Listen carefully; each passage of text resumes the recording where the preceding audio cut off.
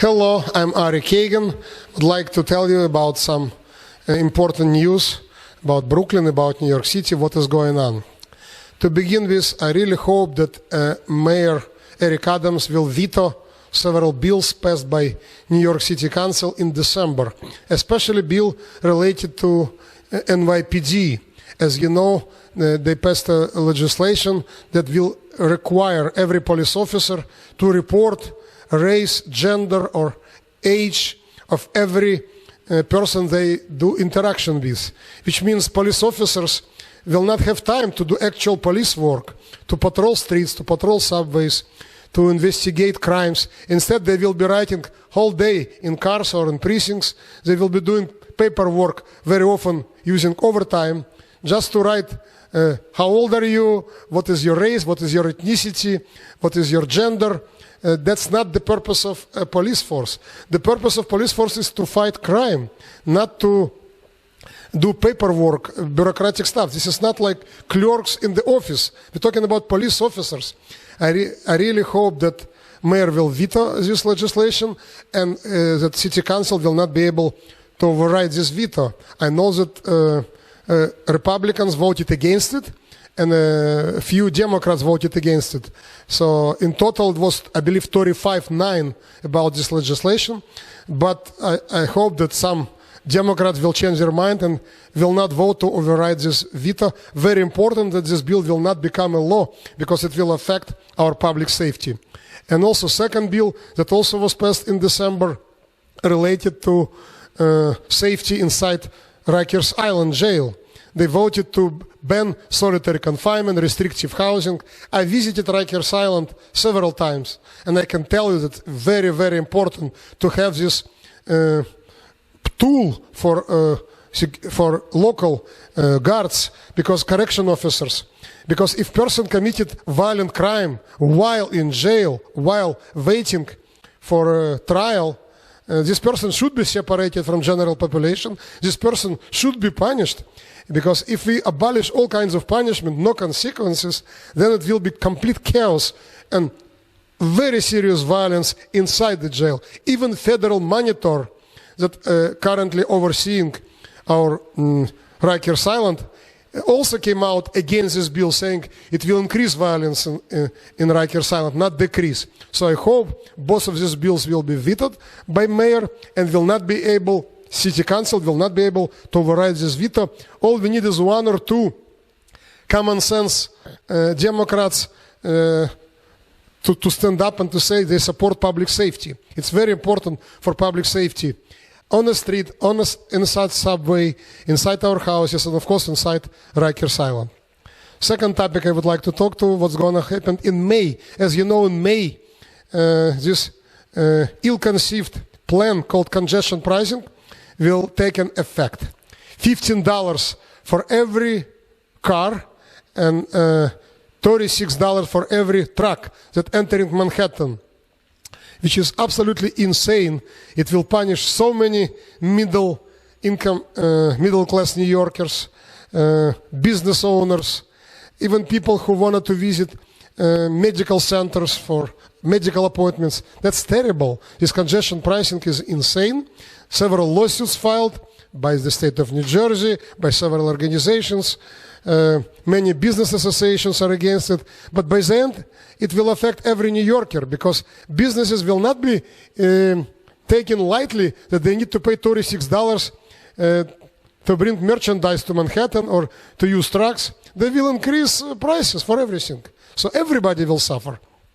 So it's going to start in May if nothing will change. And it was passed by New York State Legislature and approved by federal government. And I'm totally against congestion pricing. I know that all Republicans in New York City Council are against congestion pricing.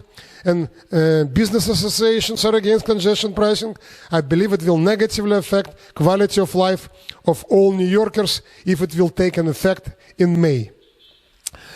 Another topic I would like to talk about is this demonstrations and rallies going all over New York City of so-called pro-Palestinian demonstrators. I say pro-Palestinians because they very often hold signs anti-Semitic signs, anti-American signs, anti-Israel signs, and they're like not shy about it, you know.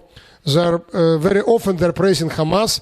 They're saying by any means resistance, by any means necessary, from the river to the sea. They're chanting slogans of Hamas. And recently, you know, they were engaged in completely criminal activities near JFK Airport, which created tons of problems for everyone. 60 flights were canceled. And just several days ago, they marched in front of Sloan Memorial Kettering Cancer Center. And my own mother received the treatment in this center, had an operation on brain tumor.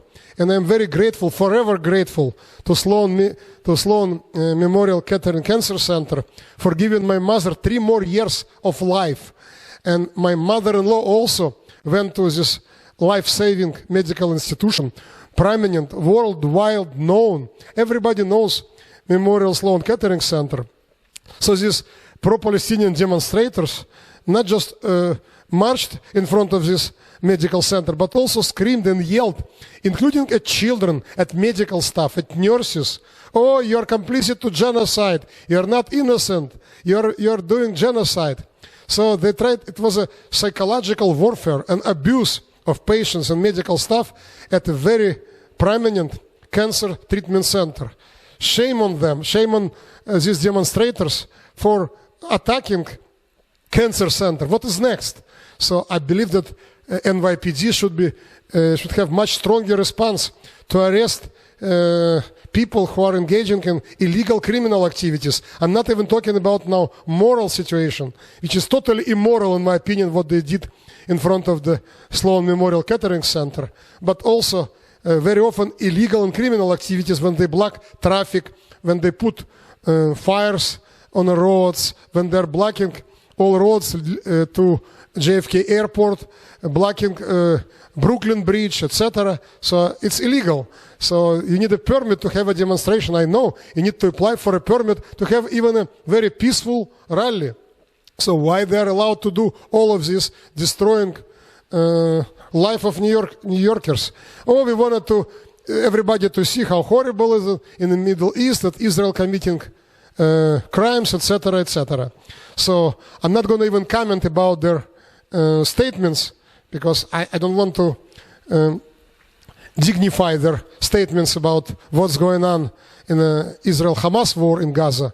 But I wanted to say that here in New York, we have to stand strong against all of these illegal disruptions. If they don't have a permit, if they're like blocking roads, bridges, airports, verbally abusing medical staff at cancer center, all decent people should say that's absolutely unacceptable. So I'm saying it's absolutely unacceptable. And finally, many of you ask me what I'm doing right now, because since January 1st, I'm no longer New York City Councilman in Southern Brooklyn. I would like to, first of all, one more time, to thank you for your tremendous support. I'm still very, very proud to receive more than 8,200 votes in 47th district in Brooklyn last year, and very grateful for everyone who gave me opportunity. It was a privilege of my lifetime to be councilman for 2 years, to represent beautiful communities of Southern Brooklyn. And since January 1st, I'm working as a public affairs director for a prominent home care agency, Welcome Care, which is in business for more than 20 years. And I'm public affairs director. I have a major from Baruch College. I graduated with major in marketing and advertising, and now I'm going to use this major, my knowledge, my skills. And also I'm working part-time for a Republican minority leader in New York City Council, Joe Borelli, who is the leader of Republicans in New York City Council. I work for him part-time, helping with constituent work and any other assignments.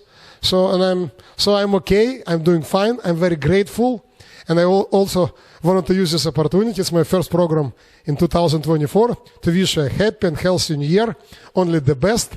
I'm Ari Kagan, and stay well. Wish you only good things in new year. Thank you.